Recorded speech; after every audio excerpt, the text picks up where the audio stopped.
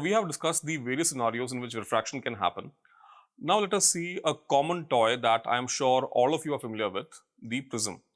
The prism is an instrument made out of optical glass which is composed in most cases of three planes which form a triangle. Now in this particular case, we will consider a single ray that is hitting one face of the prism, undergoing refraction, then exiting the prism at the other side. So here we have a beam of light. Let's consider it. So here we have a beam of light of red color. It is entering the prism at face AB, and here we have dropped a normal represented by the dashed line which is perpendicular to AB. Once it enters the prism, it is going from air, which is a lighter medium, to glass, which is an optically denser medium. So it will bend towards the normal. So it is bending towards the normal.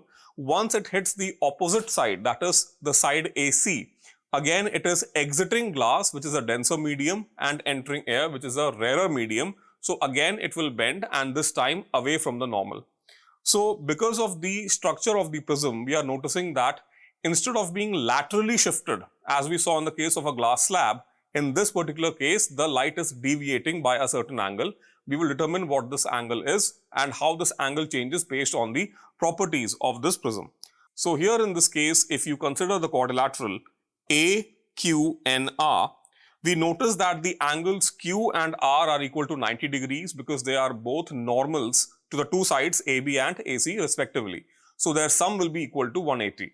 There are two other angles in this particular quadrilateral. We have angle A and we have angle Q and R. So their sum should also come up to be equal to 180 degrees. Now if we consider the triangle Q and R, we notice that angle R1, angle R2 and angle Q and R sum up to 180 degrees. From these two equations, we can deduce that angles R1 plus R2 will be equal to angle A. Now we have to determine what is the angle of deviation. So here there is a dashed line. I will draw it again.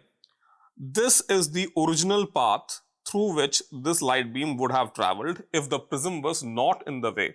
But as you can see, there is a deviation.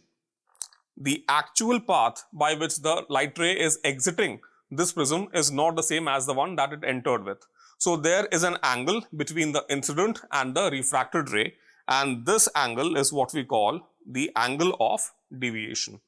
Now we can show that this angle delta,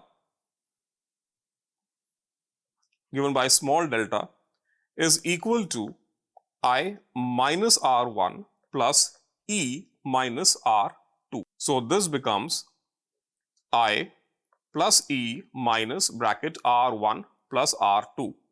We already know that the sum of R1 and R2 is equal to angle A. So this equation becomes delta is equal to I plus E minus A. So we see there's a definite relationship between angle A, that is the top angle of the prism, and the incident and emergent angles and the angle of deviation.